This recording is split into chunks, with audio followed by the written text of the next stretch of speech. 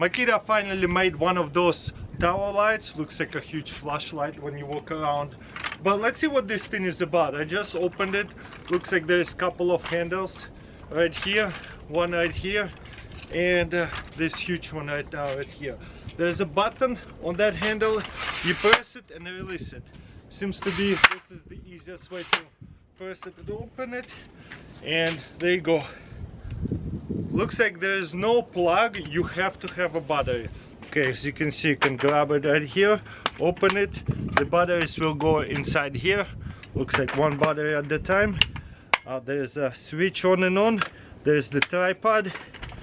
Looks like you gotta grab it over here. Oh, it's big. Looks like the head are tapeable up and down all the way, and also it can go all the way around here and here. You see? Make sure this locked. There's a wire over here so that way it doesn't rotate more than that.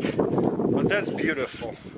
I like it. Need it for the ceiling, even kind of pointing it down a little bit so you can really rotate it instead of lifting the whole thing and turning. But you can do that as well. So I guess this is like a water resistant.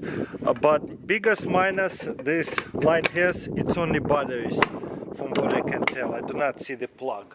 I gotta tell you though, this is a really tall light. Most of my lights that I have put to the test by Milwaukee and stuff does not come up that high. So there's a couple of settings, and there's an off and on button. So it's pretty dark, overexposing. You see that? So quite a few settings. Obviously we can work over here. This is a really bright light.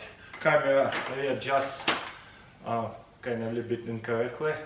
Movable this way, up. Very nice. Look how bright it is. It reflects throughout the whole room. And of course camera overexposes a little bit. Or right now you see it's overexposed. So I'm gonna press it much lower to conserve the battery, unless you need it bright. A lot of people who loves Makita lights probably will love that too, because they only buy one at a time. So grab it and use it like a giant flashlight. It's pretty cool. This is probably coolest Vise I ever seen. Check this out. It's spinnable right here and also right here. Imagine this bolted into the nice table, and you can easily adjust it up and down. So also you have a little flat area to hammer stuff up. Let's say you need to sharpen up an axe, you can just bolt it in an axe pretty easily. Boom. And also if you need to move around the axe, it's turnable. Put in something round, all you have to do is adjust this side here, and then it flip all the way around. Then you tighten it up. Also, if you don't want this to swivel, you just tighten this too. And if you need to grab something around like this, check this out. You can do so very, very easily. It's not coming off. You see, the whole thing is very heavy, like a couple of tens of pounds. But yeah, pretty awesome. Then you can release it, boom. And also there's other grabbers over here, as you can see, like little teeth. If you need to do so, lock it sideways. This is such a cool Vise. This is on a kind of medium-sized Vise. I wonder if they make a giant ones as well. Roy Bill 8 inches chainsaw. Let's see what it's all about. Boom. Also it comes with one of this cover if you like to. I guess you can set this up so that way it doesn't do the kickback. I think I'm okay. Right away, really cool. Looks like a little wrench over here, in case you need to take it apart, loosen it up. Kinda nice that it's built in into the handle. Batteries will sell separately, fully charged. Let's plug it in. Very light chainsaw. So there you go. Let's go test it out. Can it be farm used, one-handed?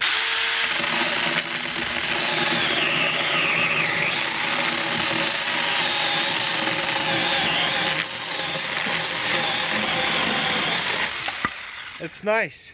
This side here splitting rail, and this is a really nice wood black locust.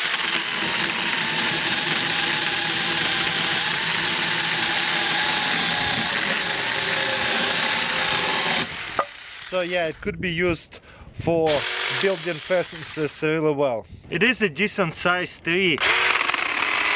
And look, one-handed, two hands a little bit easier.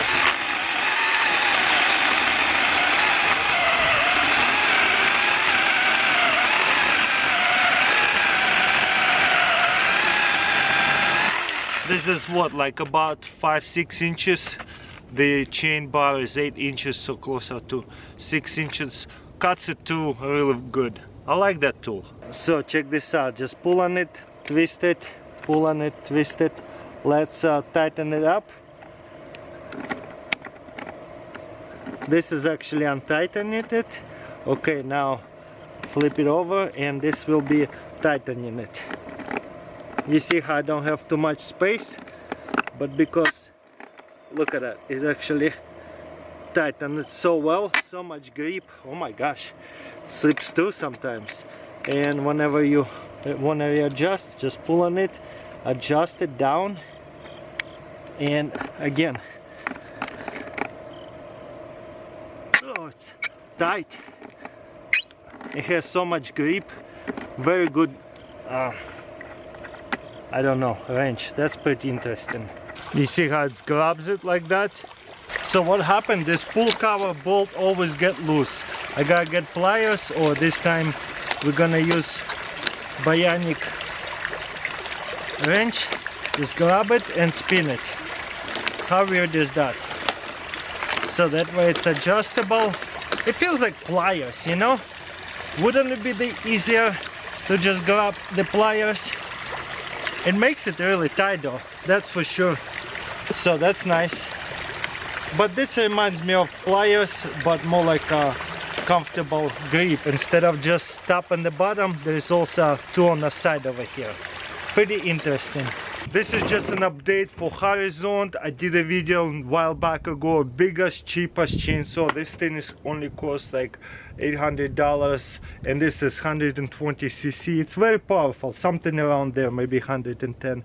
But yeah, this side here, I was just cranking it, and that rubber thing, I guess, screwed in onto this screw, and it's completely just came off trying to start this thing, as you can see. So no wonder they right away give us like multiple starters. It's kind of cool that there's a rubbery, but if the second one fails again, they give you one of these, so you don't have to deal with that, and you have this giant like handle to start it with. So I guess you just cut this off or take it off and put a couple of nuts on that side. So just wanted to give you a quick update. Second time using it and it broke off.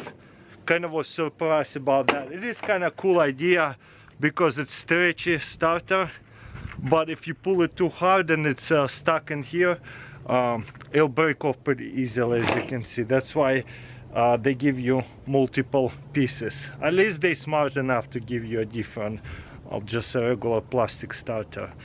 So yeah, that's what happens when you buy the cheapest brands. Sometimes little things like start to break off pretty easily.